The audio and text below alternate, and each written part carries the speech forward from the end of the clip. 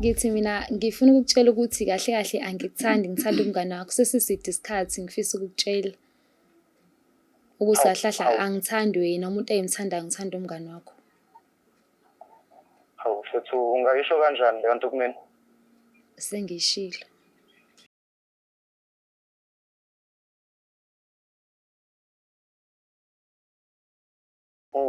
Ngicela ungitshela ukuthi uyadlala, ngeke ngicela ungitshela ukuthi uyadlala ngithi. Lutho angidlali. Yabo nje mhlawumbe into angisiza ngayo ukuthi usale somtshela naye ukuthi ngayifela ngayo. Okay, no, yazini, because ngeke ngikwazi ukuqhubeka nale khona ngicela angazi mfethu.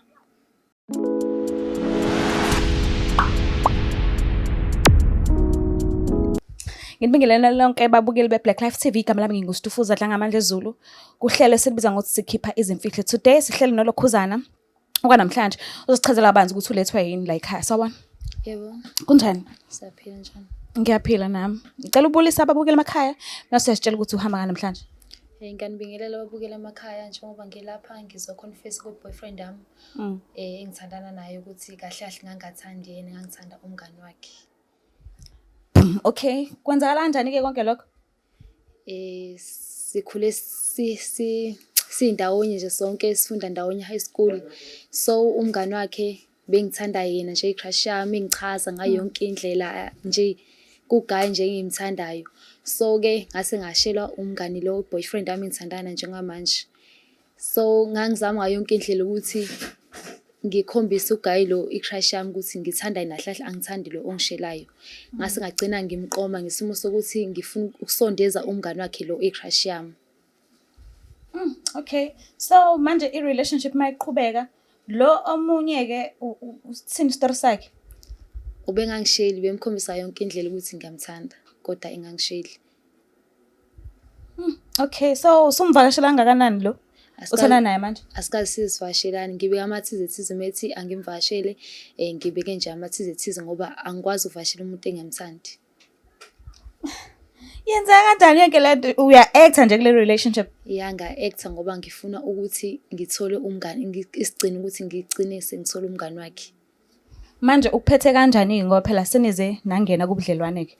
Uyena ke lo khona manje ayikho mhlambe into akudoba ngayo ukuthi gcina usumthanda ke at least noma ngabe kuthiwa wawungafuni yena. Uyazama ngayo yonke indlela kodwa nje konke lokho akusho lutho kumina. Anginayo ngisho uthando lwakhe. Wena ufuna luya? Ngifuna lo. Kanti unjani? Unani kanti yena? Akanalutho, akangichazi kodwa ke ngithanda umngani wakhe.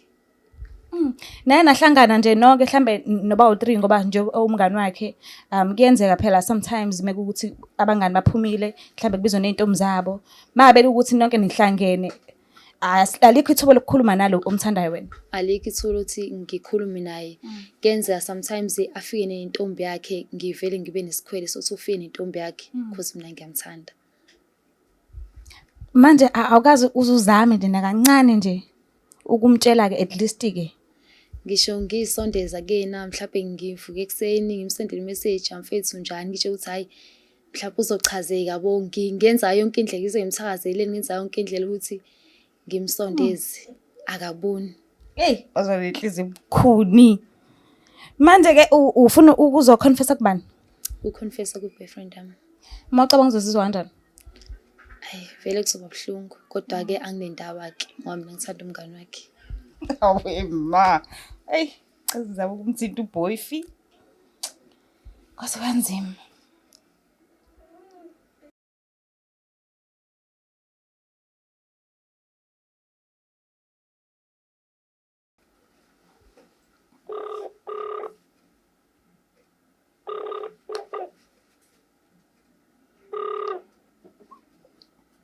Yebo sa. Sawubona mfethu, kunjani? Njani? Ngiyaphila. Ukhuluma noStufuza Dlangamandla Zulu from Blaqlife TV. Sikuhlele silibiza ngokuthi sikhipha izimfihlo. Ngiyangizwa? Ya sisindaba. Ngihleli nophesini wakho lana uthi khona into afisa ukukutshela yona. Ngicela umlalele. Alright. Hello? Yebo njani? Ngiyaphi njani? Ngiyaphila. Ya mfethu ngila ku-Blaqlife TV. Bengifuna uzokutshela ukuthi kahle mina angikuthandi, ngithanda umngani wakho. Sesiside isikhathi, ngifisa ukukutshela. Yazi uyalekha ngikuzwa. Ngithi mina ngifuna ukukutshela ukuthi kahle angikuthandi, ngithanda umngani wakho. Sesiside isikhathi ngifisa ukukutshela. Ukuthi kahle angithandi wena, umuntu engimthandayo ngithanda umngani wakho. Hawu mfethu ungayisho kanjani le nto kumina? Sengishilo.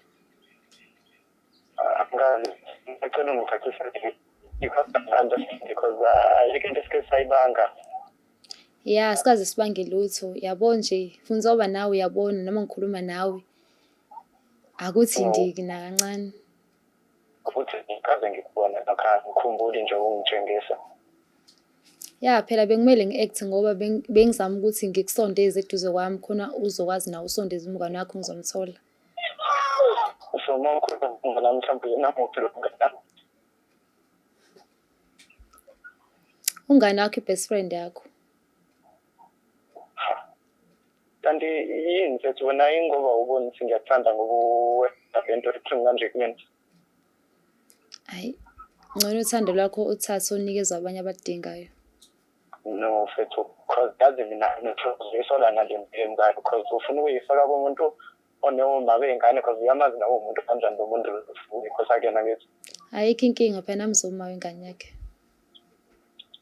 Okay, ngicela ungitshele kanti mina yini engingakusiza ngayo mina le engingakwenzela la ufuna ukwenzela na yonke because ngiyathengela idatha mawudinga something ngiyakwenzela ngikhumbule nje ukhala ngasamdingi mfethu mina. Yabo nje umuntu engimthandayo. Yabo nje lelo datha lelo ungithengela lona ngikhuluma naye kulona ngibuka izithombe zakhe ku-Facebook. Ngicabanga azakufana nawe lokho kwenzayo mfethu. Hayi asikesi. Awena ngicela ungitshengise uyadlala ngeke ngicela ungitshengise uyadlala ngithi. Lutho angidlali. Yabo nje mhlawumbe into angisiza ngayo ukuthi usale somtshela naye ukuthi kayifela ngaye. Okay, no yazini because ngeke ngikwazi ukuqhubeka nale recording ngicela angazi set.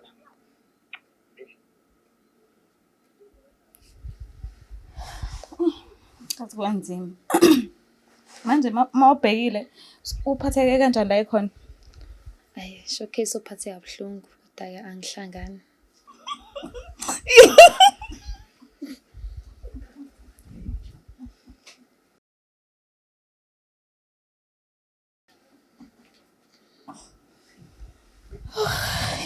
Sami. Manje wena yini enzima ukuthi uyitshelele yena umngani wakhe ukuthi nolalele ngiyakuthanda kunokuthi ungangena ngomona because inhliziyo iphukile manje phihli.